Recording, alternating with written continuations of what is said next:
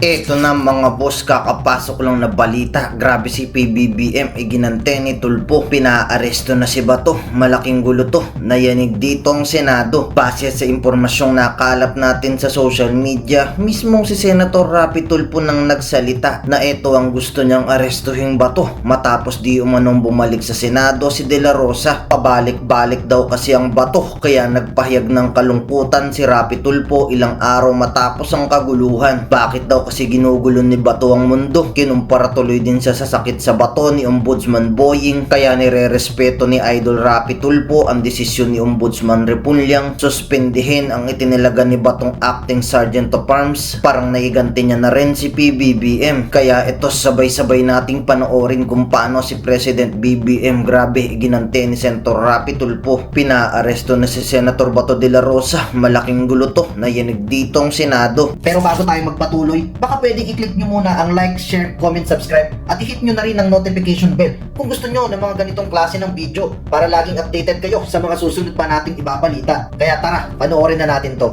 Ito po ang bato na gusto ko pong ipaaresto. Ang bato sa kidney.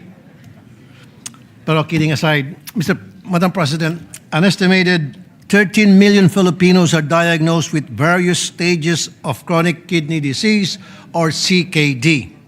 This makes up for 11.2% of the Philippine population. Ibig sabihin, sa bawat 10 tao dito sa plenaryo, may isang may CKD, unfortunately. According to the Philippine Society of Nephrology, every hour, kada oras, may isang Pilipino na nagkakaroon ng chronic renal failure. At kung dati pang senior citizen lang ang sakit na ito, ngayon, 57.44% of kidney disease patients ay nasa 20 to 59 years old. Pabata ng pabata ang mga pasyente ng CKD. Hospitals across the country are reporting new cases among children and teenagers, some as young as 4 years old, who are already grappling with the realities of kidney failure. In fact, I have come face to face with these young CKD patients. At nakita ko po ang lungkot sa kanilang mga mata dahil alam nilang habang buhay na nila ito kakaharapin. Itong si Mariano Trias ay na-diagnose nung siya ay 30 taong gulang pa lang. Si Ron Ryan Jacinto na-diagnose naman nung 16 years old pa lamang siya. At 6 na taon nang nagda-dialysis. At si RG Sibulan, 4 years old pa lang nang ma-diagnose at halos 10 taon nang nagda-dialysis dahil sa stage 5 ng CKD. Madam President, the big question now is, why is CKD becoming so prevalent, especially among young people? The steady rise of cases that can be attributed to lifestyle choices. Sa pang-araw-araw na buhay, ang karaniwang Pilipino ay nasanay na sa instant. Dahil ito ay madali, masarap at mura. Ang sinasabi ko po ay mga processed food at packaged drinks. Ang mataas na pagkonsumo ng processed foods, sugary beverages, and salty snacks combined with low physical inactivity have contributed to rising rates of obesity, hypertension, and diabetes, all major risk factors for CKD. Ayon po sa Department of Health at Philippine Renal Disease Registry, ang primary cause ng CKD sa Pilipinas ay 2 po. Una, uncontrolled diabetes. Pangalawa, high blood sugar levels can damage your kidney filters. Over time, your kidneys can become so damaged that they no longer do a good job filtering waste and extra fluid from your blood. Ang hypertension, high blood pressure can damage blood vessels and other parts of the filtering system in the kidneys. If these parts of the kidneys filtering system are damaged, your kidneys may not work as well to remove waste and extra fluid from your body. Extra fluid in your body can raise your blood pressure even more, thus creating a dangerous cycle. The rising cases of CKD in young adults and children is a sign that there is something wrong with our healthcare system. Madam President, the Philippines ranks among the countries with the highest rates of CKD in Southeast Asia, while countries like Singapore and Thailand have also seen increases, the rise in the Philippines is particularly steep. This can be attributed to a combination of limited access to preventive health care, greater exposure to risk factors, and lower awareness among the general public. The primary problem is in the lack of programs for early detection of CKD. Madam President, CKD often shows no symptoms in its early stages. That is why early detection is crucial, because when identified early, CKD can often be managed with medication and lifestyle changes. Simple routine tests, sana, such as checking blood pressure, blood sugar, and urine for protein, can catch kidney disease before it progresses. Unfortunately, dito sa Pilipinas, 1 out of 3 CKD patients are already in stages 3 to 5. At sa stage na ito, the cost of managing the disease is 11 times more than managing it in its early stage. From 44,000 pesos to mataas hanggang 116,000 pesos for non-diabetic patients, and from 46,000 pesos to 120,000 pesos for diabetic patients. That is why we must focus on education, regular screening in schools and communities, and promoting healthy habits from a young age. With this, I propose that we explore measures that could address this health concern.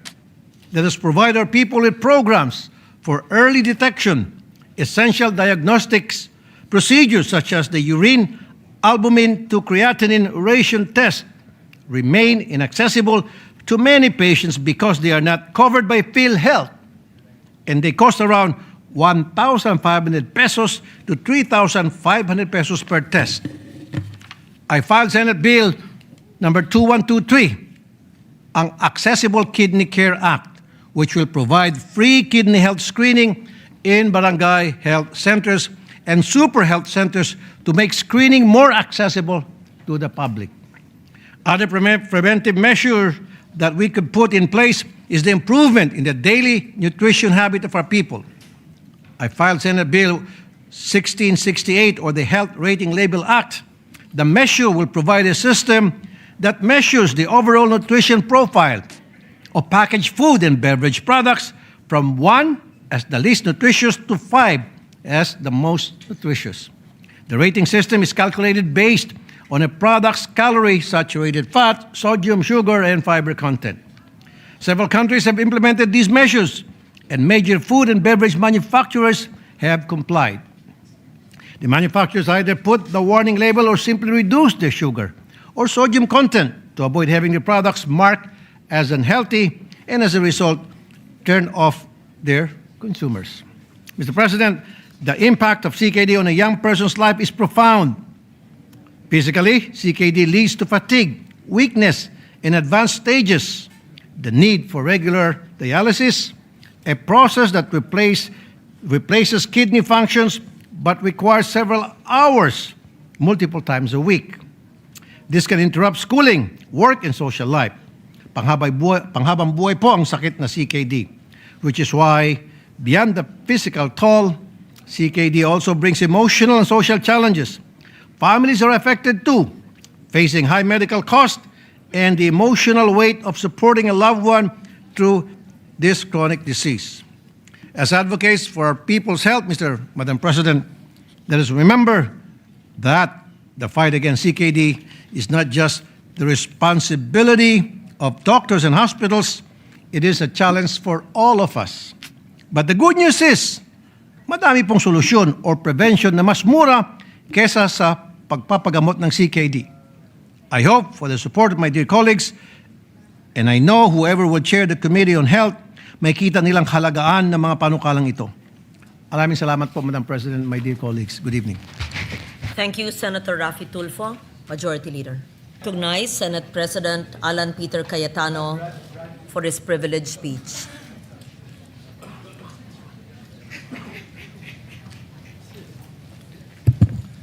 Thank you, Madam President, dear colleagues.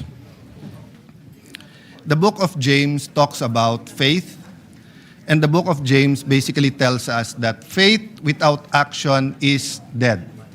So, importante po ang faith, pero importante po ay kumilos tayo ayon sa ating pananampalataya. Everyone has faith. Some people have faith in money, some people have faith in relationships, some people have faith in power. But of course, I'm talking about the faith in God, the faith in our country, and the faith in each other. So, Madam President, this leadership change is an opportunity for the Senate to take the lead in areas where the ordinary Filipino feel neglected. Without pointing fingers or no condemnation for any other leader or any other Congress in the past, let me talk about how I feel people feel at this point in time. I do believe that despite our algorithms in our social media and despite the news, most people are not talking about politics. Yes, they're talking about whether they like President Marcos, VP Sara, or all the other contenders. Whenever there are surveys in the news, pinag-uusapan sinong pambato nila sa 2028. But I would say that these are more politicians and political junkies. Most of our people are just trying to have a comfortable life, and more than that, just trying to exist. Yung personal safety lang, makapag-aral yung anak, madala sa ospital or may gamot man lang kung may sakit, how to make ends meet, paano siguraduhin na kung part-time yung trabaho, magkasya, pag hindi part-time yung trabaho, siguraduhin na hindi magsara yung kumpanya o yung maliit na negosyo.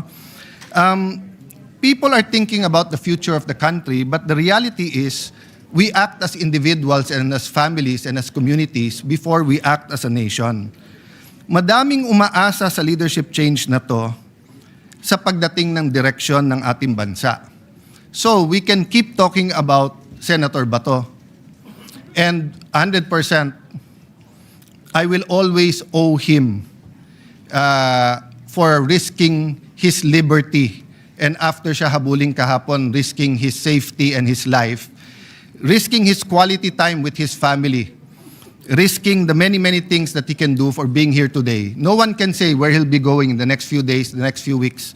I really hope we all realize that the Constitution is the highest law of the land. Me, I follow the Bible, then the Constitution.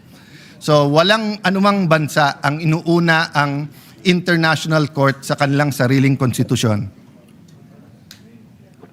Kahit anong treaty po, sabi po sa Pangilinan versus Cayetano Supreme Court case na kapag kayong treaty o nilalaman nito o implementation nito, I'm paraphrasing, is unconstitutional, ang masusunod yung Constitution, hindi po yung batas. So putting that aside, putting aside, like everyone else, I am tempted to talk about politics or to talk about Senator Bato. When we talk about corruption, partly it is about politics because the mishandling of the flood control scam, and when I say mishandling, I'm talking in general, whether you talk about the ICC, whether you talk about the whole of government, whether you talk about the DPWH, whether you talk about the Blue Ribbon Committee, even myself, even my participation in any of this investigation or non-participation, nilalahat ko na. We all mishandled it. For many reasons, we didn't start with the truth. We didn't start with sino ang most guilty, ano ba talaga ang ghost, ano po ang hindi, etc. But the point is, Mr. President, Madam President, napakalaki ng issue na to in terms of amount and in terms of time and saan na ilagay. To give you a perspective, 50 billion lang ang budget ng DPWH in the last year of President GMA. But I think last year, 2025, kung na-release lahat, I think 2024, lumampas ng 1 trillion sa pesos sa DPWH alone. Pero hindi totoo na lahat ng flood control ay ghost. At hindi totoo na binulsa ang buong 1 trillion pesos or binulsa ang buong 350 billion. Pero yun ang tumatak. And the problem is, any Tom, Dick, and Harry na barangay captain, konsihal, mayor, congressman, even senators, administration, opposition, pag merong kang isang contractor dun sa lugar na yon, nakasama sa listahan, ang target hindi the truth eh. Ang target, dumihan yung kalaban. So, I remember from the start of my career, yung nagsasabi sa akin, pag naglabang kayo sa putikan, lahat kayo mapuputikan. No, you cannot get in the mud to fight someone and then siguro si Bato mukha ni Mr. Clean. But for the rest of us, when we're in the mud, di ba? The reality is madudumihan tayo. And the problem there, the context that I want to say is that during a crisis, we have a global crisis, energy crisis, crisis of inflation, crisis of faith in government, crisis in international law with what the US, Iran and its allies, US and Israel are doing. The rule of law is being debated all around the world. Even Europe, the oldest allies of the US, many of the principles is being thrown out of the window every day. So there are several crises ongoing. Kung titignan lang natin from a political lens yung corruption, sabi natin political lang yan, partially true. Maraming gumamit ng flood control para tirahin lang yung kalaban. At the proper time siguro po, we'll go to that, but I don't want this to be a political speech. But look at it from a social, economic, and moral lens. From an economic lens, we did not only mishandle the investigation, but what to do when we found out of all this corruption. So government spending is so important to our GDP and productivity of our country, nag-slow down to. Until today po, hindi masyadong nagre-release ang DBM at nahihirapan pa rin ang DPWH at yung ibang ahensya na mag-bid. Maraming dahilan yan. Ito ho problema. Dalawa harapin natin. Tag-ulan, so malamang maraming baha na dadating. And wala naman nagbago since the flood control scam So malamang marami tayong baha. God forbid, sana hindi. But ang problema towards the end of the year, opposite naman ang problema. Meron daw po tayong super El Nino. So sobrang init at walang tubig, apektado naman ang ating agriculture. I hope all the predictions about the calamity and the state of our economy will be wrong. I hope it will be very, very much rosy.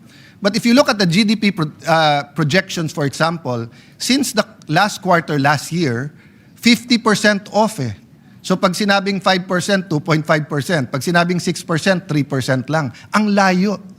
And the GDP might look like, a highfalutin economic term, and I'd rather use presyo, trabaho, kita. Masyado ba mataas ang presyo na hindi natin mabili yung dapat natin bilhin? Maliit ba masyado ang kita na hindi pa rin natin pwedeng bilhin yung gusto natin bilhin kahit mababa ang presyo? And trabaho. May trabaho ba ang tao? And not only trabaho na kumikita ang tao, but trabaho ba na may dignidad? So from an economic lens, corruption affects our everyday problems. And I think during the times that we talk about big scandals in our country, corruption scandals, suddenly, hindi lang presyo, trabaho at kita, hindi lang PTK, may isa pang K or C if English ang gagamitin natin, corruption. So right now, I feel that on the mind of every mother, of every father, of every lolo, lola, is the basics, health, education, pagkain, kuryente. Of course, sa mga highly urbanized, it's the internet, no? Food prices are steadily rising. Unfortunately, it seems that the 7% inflation rate is here to stay. Hindi mawawala yon. So just put it simply, kung kumikita ka ng 100 pesos in the year, 93 pesos lang ang halaga ng pera mo kasi 7% yung inflation. I mean, you can argue with me about the math, pero simple lang natin, di ba? If you have 1,000 pesos, 930 na lang yan. If you have 10,000 pesos, 9,300. So hindi masyado tumataas ang minimum wage at ang sahod sa ating bansa. Pero yung presyo ng bilihin, at least 7%. Yun ang problema natin sa food prices. Bakit po? Hindi naman po lahat sa inflation rate ay food prices, although most of it is food prices.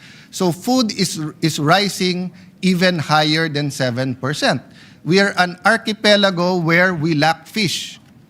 Hindi tayo makapagpangisda. I mean, I know Senator Pangilinan spoke much about this and many other senators in the past, but that's a reality now. Hindi natin makalimutan yung mga ka-age ko na ang isang kampanya po ni Madam President Cory Aquino noon is magkano ang presyo ng galunggong at that time in 1986. And short time after that, or sometime after that, nag-i-import na tayo ng galunggong. Ngayon po, luxury na po ang galunggong. In fact, nung araw sabi sa amin, may asin ka lang, o I remember yung kwento ng aming dating Vice Mayor, may kapitbahay siya na may mga shell ng kuhol. So gagataan nila yon at libre pa naman ang kangkong nung araw. Pagkatapos nila gataan at kainin yon, ibibilad nila yung shell. Bakit po? Kasi pag hiniram nung kapitbahay yung shell, gagataan ulit dahil ang kailangan mo lang ay yung gata at saka yung kangkong, tapos yun ang ulam sa kain. But we know in the last 10 years, pati kanin naging luxury na. Kaya nga may makikita kang pamilya ng 4, 5, 6, 7, isang noodles na hati-hati na. Of course, we did not ignore that. We have passed many laws making sure that we fortify even the noodles. We have kahapon, Senator Tulfo, yung AIX law. We have many interventions, no? But this crisis that we are facing, hindi natin ramdam kaagad dito sa Senate kasi air condition, kasi kahit papano, mataas ang sweldo. Di ba? Ang unang nakaramdam nito, mga tricycle driver, jeepney driver, yung mga naka-diesel. Pero nabigyan isang beses ng ayuda, that doesn't mean okay na sila. Kasi pababa ng pababa yung kanilang kita. More than 70 days after February 28, the economic slowdown is now affecting our investment level. Even the sentiment, nagdadahan-dahan na. And even yung mga sigurado, katulad halimbawa ng mga pharmaceuticals, medyo wala kailangan mo talaga bumili ng gamot kung may sakit ka. But most of our medicine is imported.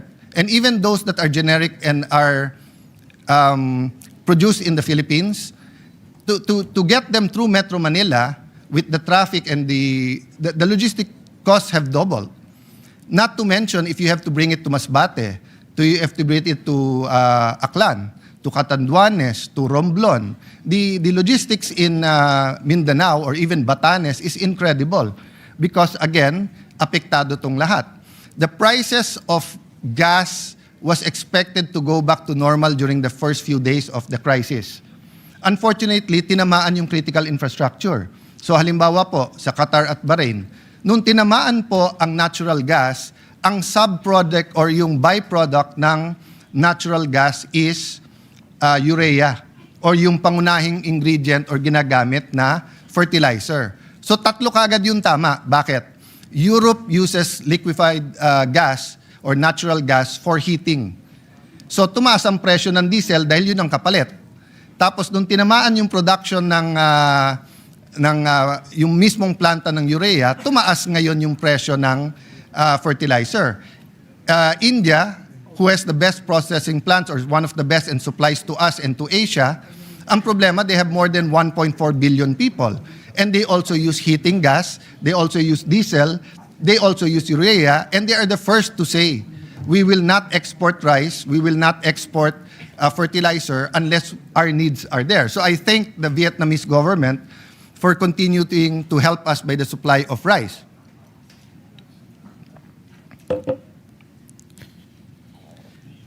In a recent survey, only 10% of people believe that government, so hindi lang po to hindi lang to Office of President, Vice President, Senate, House, local governments, although ang tingin ko kung magsa-survey tayo, mas mabango ang mga local governments kasi sila ang frontline. Only 10% of people believe that we are actually addressing the high prices of even the basic goods. 90% says that inflation, wages, 95% says that all of these are serious issues. 75% says that corruption has increased in the last 12 months. No, not only that we're not addressing it properly. So once we think that corruption is a way of life, I will go. So I went to the political talking about the economic, I will now go to the social and the spiritual. Once we start believing na hindi natin to kaya, once na naniwala tayong bahala na, once na sinabi natin, hindi, corruption, hindi natin matatanggal yan, it's our soul that gets damaged. We start believing that values can be changed. We start believing that, yeah, konting corruption, okay na rin yan, etc. Economically, there are empirical facts that some nations, certain level of corruption did not affect their corruption. The corruption did not affect their economics, but it did affect their soul, and eventually it affected not only their economics, but their being one nation. In the group I've been with in the last few years, which is Transforming the Nation, one of the teaching is that there are 7 spheres or 7 mountains of culture. Family, church, government, business, education, health, and media. Media is both the artistry and also the journalism. Ang sabi po dun kasi, if you want real change, and let me go back to the Bible, the first thing the Lord Jesus said, and I'm addressing myself to Christians, and Brother Robin and anyone from a different religion can of course also relate or parallelize what I've been saying here. But in the Christian faith, ang unang sinabi ni Lord Jesus, repent, which means change your mind, magbago, magsorry, magbago, because the kingdom of heaven is near. At ang kasunod po dito as a priority, when the apostles saw miracles after miracles, they saw the Lord Jesus healing people, producing bread, producing fish when there was none. Pero they were going on a journey and they were looking at each other. Wala namang Burger King, McDonald's, Wendy's nung araw. Wala rin naman dun mga kotse or EVs or trains. So they're looking at each other and thinking, saan tayo kukuha ng pagkain? Saan tayo matutulog? The Lord Jesus looked at them and said, seek first the kingdom and my righteousness. But He didn't stop there. And everything else shall be added unto you. So my point of view is that there is a value system. There's a heavenly value system. There's an earthly value system.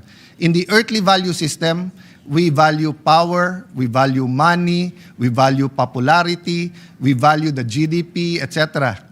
In the heavenly, they value people. That's why in the Christian faith, God so loved the world that He gave His only Son, that whoever shall believe shall be saved and shall not perish. So why?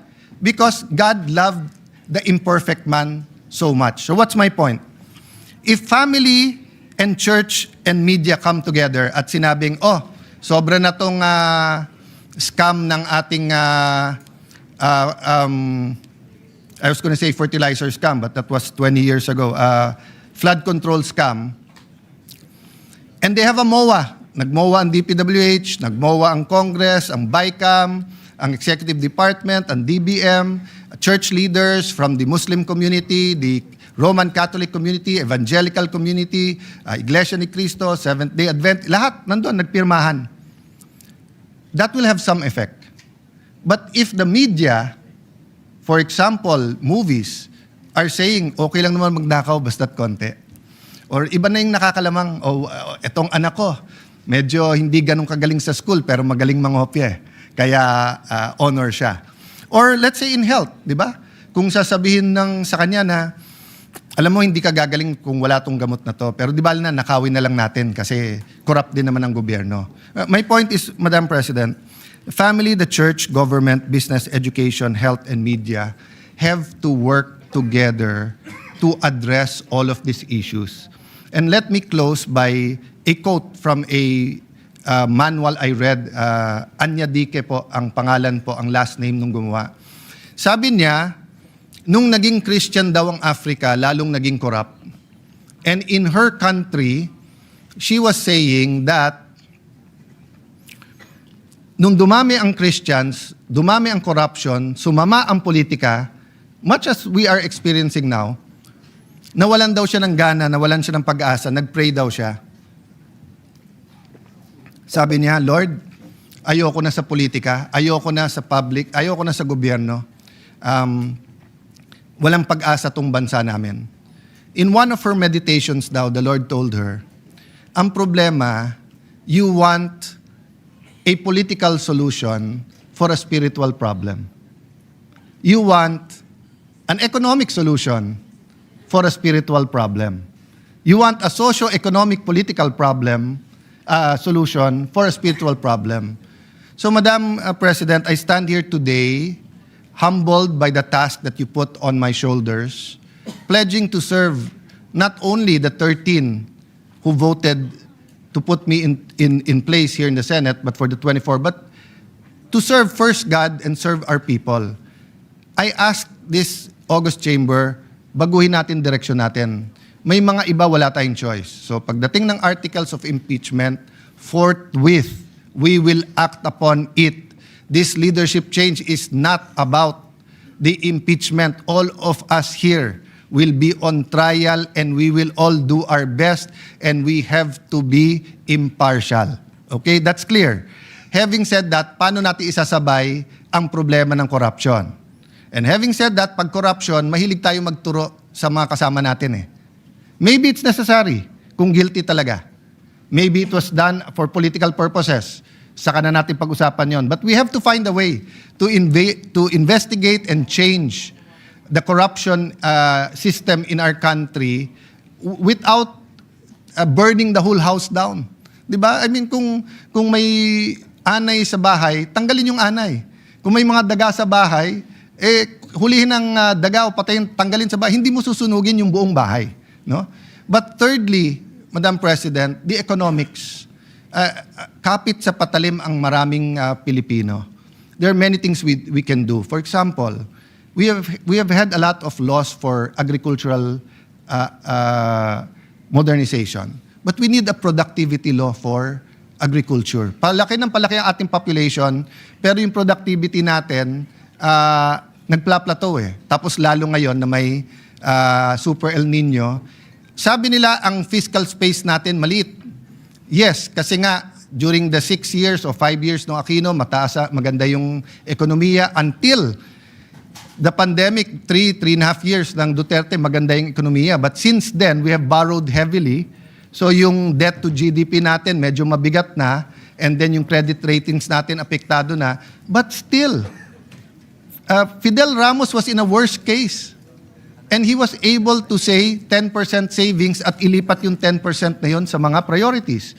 Korea at one point in time had so much faith in their leaders that they sold personal owned jewelry to pay their national debt and to rise up. Japan was devastated by 2 nuclear atomic bombs. But look at Japan now. So, Madam President, I'm here to stand today to say, let's list down our priorities together with the minority. Ano yung 5, 7, 10 na pinaka-importanting batas? So I'm meeting with the LEDAC people tomorrow kasi may LEDAC sa Tuesday. And hopefully, any member of this Senate submit to the Secretariat by tonight or tomorrow. Ano yung priority? But ang aking lang ipapakiusap sa inyo, wag muna yung personal advocacy kahit maganda. Ano yung game changers na mababago ang direksyon ng ating bansa? Many of our bills are important. Many of our bills have been pending for 50 years. Many of our bills are controversial. But I am sure there are 3, 4, 5, or maybe 7 or 10 bills in agriculture, in health, in education, in finances of this beloved country that we can do para pag sinabi, tara, trabaho na tayo. Hindi trabahong politika. Hindi trabahong tirahan, hindi trabahong bato-bato sa langit pag dumating sa Senado, sinong magagalit. Hindi po. Trabahong tapos na yun eh. Tapos na Monday, tapos na kahapon. I'd like to take this opportunity. Ang CIDG po nagsabi today, kung tama yung news report, they will respect our having custody of Senator Bato. So, hindi na siya isusupina. But with the permission of Senator Bato, if they want to investigate the EJK, they can come here and they can interview you. Di ba? None of us are above the law. I'd like to thank Secretary Remulla for the assurance that we will follow the law. The NBI, sinabi, iba dati, iba ngayon. So again, Madam President, yes, we will have to sometimes mention or go to the political aspects. No, I want to to honor Senator Pia for saying yesterday, pwede ba ituloy ang hearing? So my good friend, nag-hello ako sa likod. I didn't know she'll be here. Waya, the farmers could have had their hearings. Di ba? Senator Erwin, ang daming pending sa kanya. I was assuring him, pag wala naman objection sa floor, lahat ng dapat i-sponsor na. But I haven't consulted all 13 of my colleagues yet because we didn't have time a while ago. I also wanted to honor one of our colleagues who stood up during the break, Senator Win Gatchalian, and did a good job sa Protect hearing.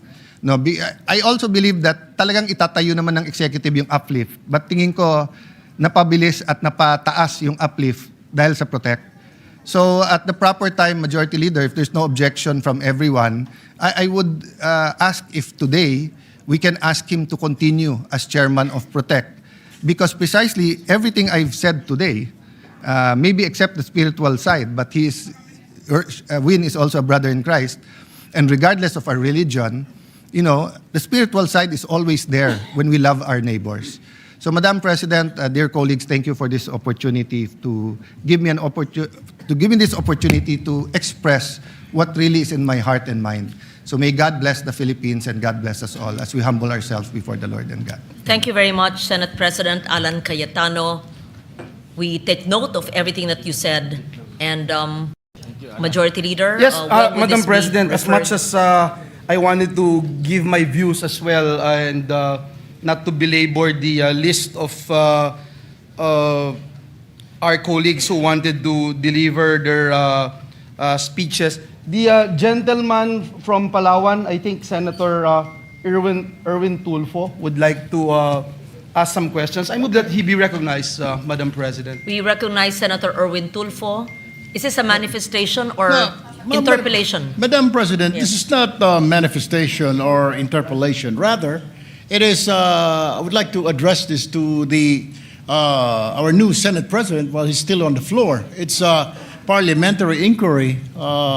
It is regarding on the status of the motion made by Senator Kiko Pangilinan yesterday on the holdover capacity of the outgoing Senate committee chairpersons in relation to Section 19 of the rules of the Senate as raised by Senator Escudero. May we know, Mr. President, your ruling on this? Yes.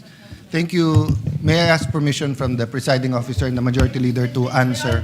Madam President, before before that- we entertain the Yes. parliamentary inquiry, may we refer, if there's no other member of this august chamber who would ask questions with regard to the privilege speech of our... Yes, let me before just we remind the entertain body. because Yes. it's outside the privilege speech. Unless the inquiry would be from the privilege speech of our Senate President, from the gentleman from Palawan. Let us put it in context. The good gentleman from Palawan stated that this is not a manifestation or an interpellation. We will answer him at the proper time. In the meantime, may I hear from the Majority Leader the referral of the privileged speech of the Senate President, assuming nobody wishes to interpellate. But we will not forget the parliamentary inquiry of Senator Erwin Tulfo. Thank you. Yes, Madam President, I was told that the gentleman from Valenzuela, Senator Win Gatchalian, would just like to make a short manifestation with regard to the privilege speech. We May I move that recognize. he be recognized, Madam We President? recognize Senator Sherwin Gatchalian. Thank you, Mr. Thank you, Madam President. Thank you, Majority Leader, and to our Senate President. Maraming salamat po at na-mention po yung Protect kanina at nagpapasalamat po ako dahil ito po ay brainchild ng ating Senate President Alan Cayetano, ang dati nating Senate President Tito Soto, and the former Majority Leader, si Senator Mig Zubiri. The timing was impeccable. Importante po yung timing. At nung bago ho tayo nag-adjourn, yun po yung kahuli-hulian nating binuo itong ad hoc committee. At kaagad ay nagkaroon ho tayo ng hearing at kaagad nagbigay ho tayo ng 49 recommendations before the Holy Week. In fact, I will give a privilege speech on those 49 recommendations, of which halos kalahati po ay na-implement po ng ating executive branch. Importante po yung timing, no? Because timing is everything. At that time, kahit napapunta po tayo ng break, ang Senado ay umakto na mabilis para po ma-analisa, makita po yung problema, at magbigay po ng recommendation kaagad. Marami dito sa recommendation ay executive action, pero I agree with our Senate President, marami rin po dito kakailanganin ng further study, further analysis, as well as legislative action. So, papasalamat po ako sa mabilis ng action ng ating kapulungan. Maraming salamat. Thank you very much, Senator Gatchalian. Let me just put on record na dahil nauna ang Protect Committee as chaired by Senator Sherwin Gatchalian nung nakaraang susunod na araw ay doon nagtatag ng komite ang executive pagkatapos ng Senado, if my Madam President. dates are correct. So thank you, Senator Sherwin. Madam We President. recognize Senator Cayetano. And the context of, I actually had a conversation with Senwin, but of course I said I'll consult the majority members. What I did, instead of attending the Protect, because I saw you very decisive there, I saw Senator Marcoleta, Senator Joel, I think Senator JV attended. Of course, Senator Win was always there. Senator Irwin was there. So what I actually did is to ask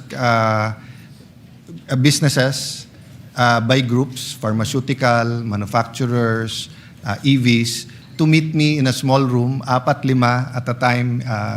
Yung iba, I didn't ask them permission to ask their name, but sabi ko, Senwin, in a big business group, no? So yung pinaka dumating sa akin, humahanap sila ng clarity. But yung mga kwento nila, for example, FDA. Pero sabi nila, sir, panay FDA pinag-uusapan nyo, pero problema din namin yung HTA. Di ba? So tapos, sir, importer kami, but to get it to the rest of the country, mataas ngayon. So you might think just because we're a multinational, yung toll doesn't matter. The toll can determine kung tataas ang presyo o hindi, 'di ba? So hindi lang so I'd really like to give them an opportunity if they want to. And Senator Win said that that's a good idea.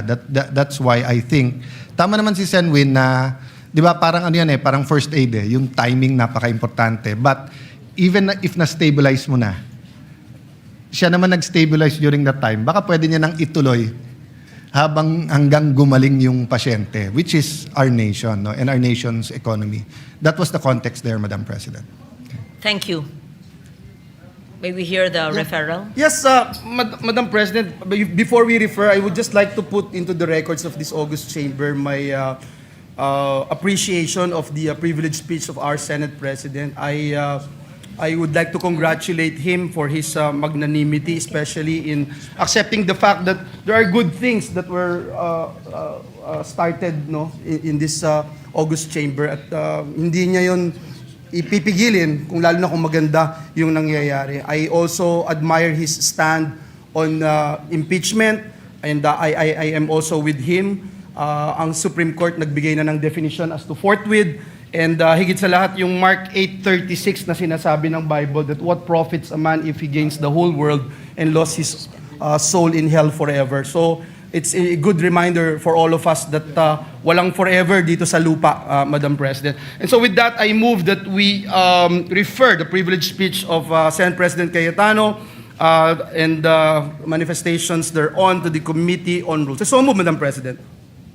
It's referred to the Committee on Rules. Yes, no objection. It's therefore referred to the Committee on Rules. Thank you very much, Senator Cayetano. Yes, thank you, Mr. President. Mr. President, Madam President. Before that, session is suspended. Session is resumed.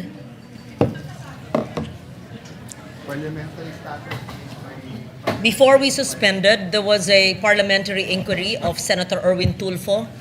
Yes, Madam President, may Yes. we move that we recognize Senator Erwin Tulfo. We recognize Senator Erwin Tulfo.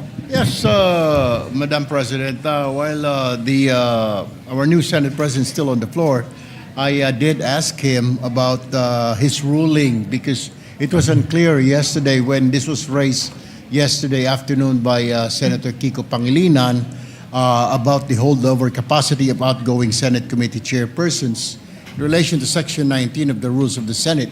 So may we know now the decision, the wisdom of the new Senate President. Thank you, Madam President. May I proceed? Please proceed, Mr. Senate President. So again, thank you for the clarificatory question, Senator Tulfo. So the context was yesterday I announced in reaction to both some inquiries and also to a Inquirer.net post that the inconveniences suffered by some of our guests. So I reiterated that Senator Pia asked me Monday whether they can proceed or do we need to elect the new chairpersons for scheduled hearings.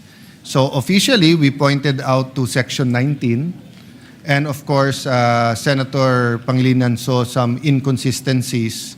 My ruling was that you always look at the rule and the practical situation, and if there's a way to harmonize, then you harmonize. So having said that, I think the second question of Senator Tulfo, and please correct me if I'm wrong, when I approached him a while ago, is what about the bills that are on the floor for sponsorship or already on the agenda or already filed and signed and ready for sponsorship? So again, any of our colleagues can correct me if I'm wrong. I was telling him if it's a non-controversial, meaning we all agree on it, we have the same direction, then it'll be a conversation between the new chairperson, the majority leader, and him and Senator Tulfo, because usually if you were already sponsoring it, the new chairperson allows you to sponsor it. Of course, for example, the new chairperson and the old chairperson might disagree, let's say, if there are amendments and these amendments. Let me use the AIX, for example. No? So, for example, if half of us do not believe that there should be a penal clause for the prohibited acts and half do, and it was still on the sponsorship level, we'd probably give that discretion to the new chairman. And the new chairman would probably say, I want to continue it because we have strong feelings. But most of the bills, I think, will really be between the author, the former chairman, and the new chairman. Of course, the authority is with the new chairman, but we're a collegial body. So, put it another way, wala tayong mapapasa kung hindi tayong magko-compromise at magpapakiusapan. No? But to assure the gentleman that we want to take out any delays, we seek to complete by Monday the chairmanships. And I think today we're ready with the ratio, no? Because we have a 13-9-2, 13-11 or 13-9-2, or the two can choose to have their own ratio or they can choose to join majority-minority. So like Senator P and I in 2022 were independent, but at one point Senator Miggs asked me or his staff that could you join the majority for purposes of the ratio. And I don't think that's a problem, no? Usually mas controversial sa CA at saka sa SET, but I'm confident that Senator Soto and myself have solved this already twice. When Senator Escudero was SP and when he was SP. So if there is an odd number, I think we will be able to solve that. Thank you, Mr. President, Madam President. If that is the case, then I would like to manifest that, Mr. President, the change of leadership should not prevent this chamber from acting on measures that are already ripe for sponsorship and plenary discussions. In fact, many of our bills and conventions have been included in the weekly agenda, this weekly agenda. And then next week, Mr. President, we are planning to do the same. For example, like what you have mentioned, under my chairmanship of the Committee on Social Justice, the bill institutionalizing the AIX was passed yesterday. And we would like to thank the Senate President for that on third reading and ripe for BICAM. Under the Committee on Foreign Relations, though, Madam Chair, Mr. President, the four conventions of nuclear safety, liability, and management of hazardous waste treaties that ensure clear accountability measures in case of nuclear incidents are now for sponsorship. Also for sponsorship, Mr. President, are the Tokyo Convention, which seeks the recognition of qualifications in higher education, wherein our Madam President is one of the co-author for fair opportunities and dignity for Filipino professional students abroad. Also, Mr. President, Madam President, the status of visiting forces agreement with Canada and New Zealand, respectively, which aims to build a broader coalition in the Pacific and improve our disaster response. Therefore, Mr. President, respectfully move to allow the outgoing chairpersons to proceed with the committee hearings, sponsorship, and participation in bicameral conference proceedings for measures already referred to or acted upon by the respective committees until their successors, which I believe that will be on Monday, Mr. President, that's what you've said, shall have been elected or designated consistent with Section 19 of the Rules of the Senate. But there's a lot of bills, Mr. President, that are that needs immediate sponsorship. Case in point, Mr. President, Madam President, Senate Bill 1905, or the act providing for Magna Carta of Barangay Health Workers, sponsored by Senator Riza Ontiveros. Senate Bill 1511, amendment to RA 9439, act prohibiting detention of patients in hospitals and medical clinics. Ito po ay mga proteksyon para sa mga pasyente, Madam President, Ginoong Pangulo, na dapat po nating talakayin at maisabatas po at kailangan po, Ginoong Pangulo. Nariyan din po, Ginoong Pangulo, Senate Bill 1584, yung Amendment to Indigenous Peoples' Rights Act na sponsored po ng ating kasama si Senator Robin Padilla. Nariyan din po ang Senate Bill 1988, mandating accessibility, inclusivity in all tourism sites for persons with disabilities, senior citizens, sponsored naman po ni Senator JV at Senador Camille Villar. Nariyan din po yung Senate Bill 2092, an act declaring Waling-Waling as the National Orchid of the Philippines, sponsored by Senator Loren Legarda. So, Ginoong Pangulo, ang tanong ko po, maaari po ba, if we are bound to follow the rules, specifically Section 19, shouldn't we follow the status quo, Mr. President? Senator Marcoleta asked if he can, Thank you, Mr. with the President. permission of Senator. Go ahead po. We recognize Senator Marcoleta. Interject. Thank you, Mr. President. I appreciate the problems being encountered by Senator Erwin. Pero masasabi ko po, Mr. President, mas maswerte siya sa akin dahil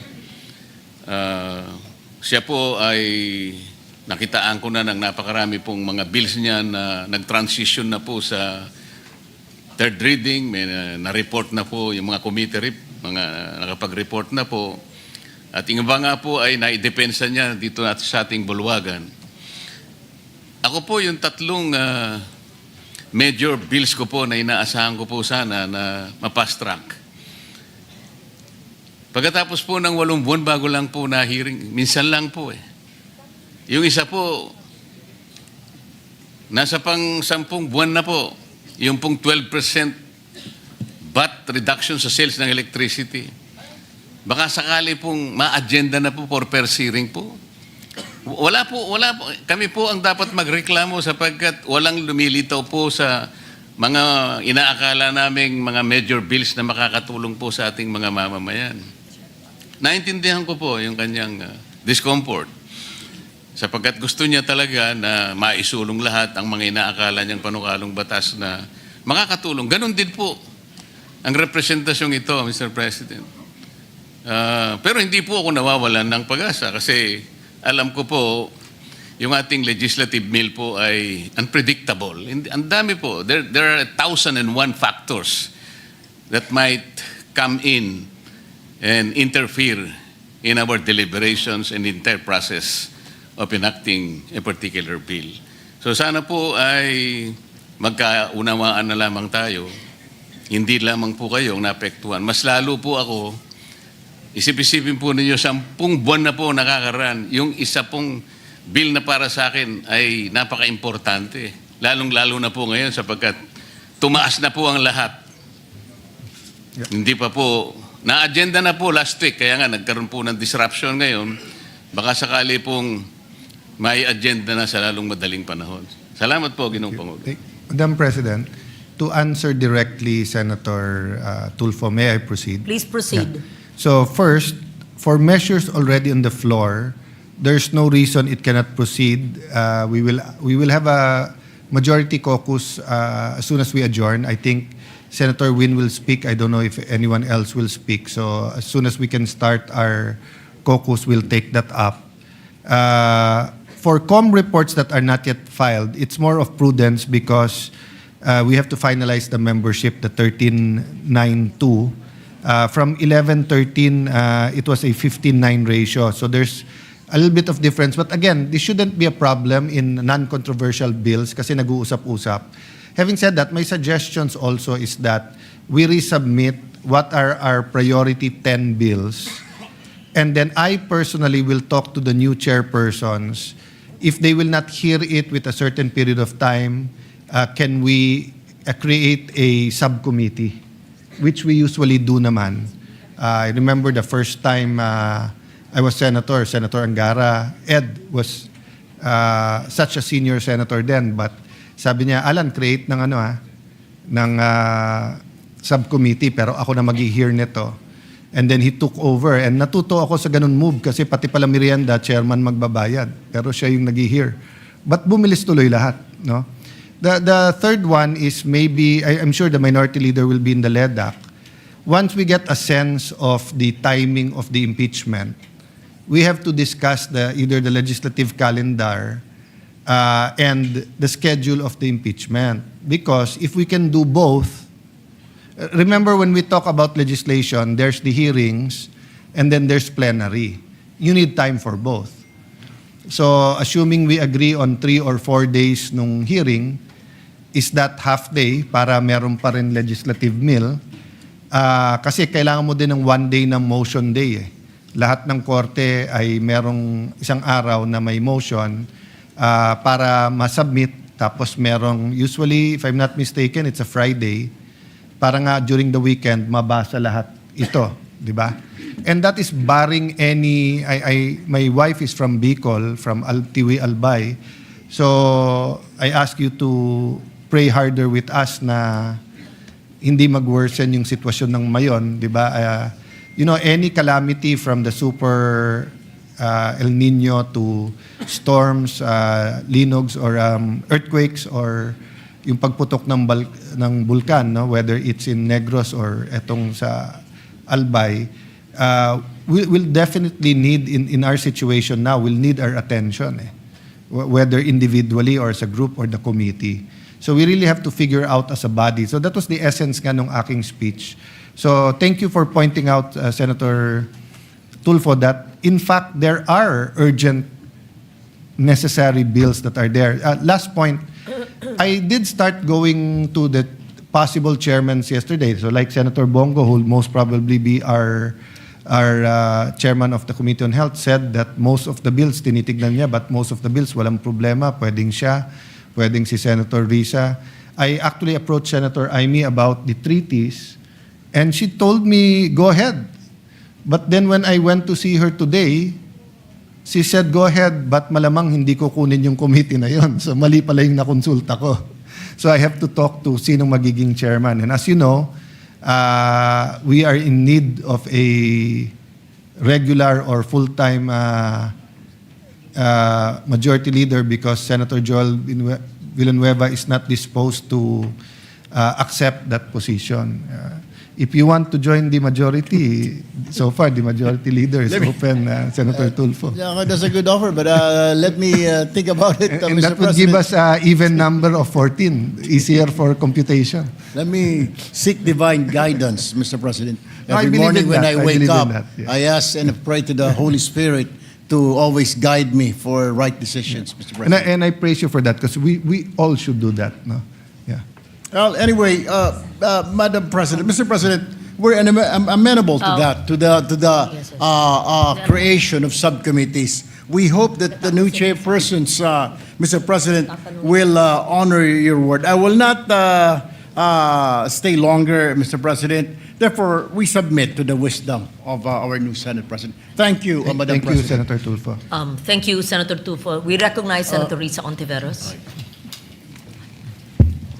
Salamat, Madam President. Not to interpolate the good gentleman from Taguig, but You're always welcome, and my Mateos. colleague in several congresses in Yes. different times of crisis and of generosity in our country. You can interpolate me anytime. Salamat, Madam President, good gentleman. But it's really just to thank the good gentleman from Palawan dun po sa pagbanggit muli sa dalawa sa bills na hiningan ko ng clarification kahapon sa Senate President. Ang mga kalahating dosena ito, and thank you, Senator Erwin, sa pagbanggit muli dun sa Anti-Hospital Detention Bill at saka yung Magna Carta of Barangay Health Workers Bill. Dahil ito po, Madam President, itong dalawa ay halimbawa ng ready for amendments na on the floor. So, nagpapasalamat po ako kay Senator Erwin at dahil nag-motion sila kanina kung itatakal po yan, sinasegundahan ko po subject to the decision of the new leadership kung alin sa mga bills na ito sa iba't iba nating mga komite na hinug na for completion of a certain period, for example, in the legislative Yes. process, So- para at least maisara na po. So yun So lamang just for po, the information of Mr. Madam everyone, President.